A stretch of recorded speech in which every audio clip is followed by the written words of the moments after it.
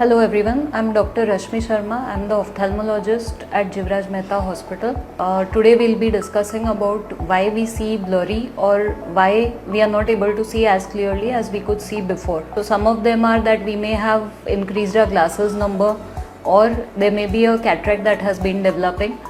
So it is always better to get a checkup done by an eye specialist, which will include a dilated fundus evaluation, that is a retina checkup. Whatever age you may be, it is always a good idea to get checked by an ophthalmologist and not diagnose yourself and not ignore your problem. That is the main thing. એના સિવાય બી જો તમને આંખનું કોઈ બી problem થતો હોય, જેમ કે લાલસ, બળતરા, પાણી આવવું, આંખો ચોંટવી, ત્રાસી આંખો અથવા બીજી બી કોઈ ઇશ્યુઝ થતી હોય તમને, તો એના માટે તમારે એકવાર જીવરાજ મહેતા હોસ્પિટલમાં આઈ ડિપાર્ટમેન્ટમાં બતાવી દેવું જોઈએ.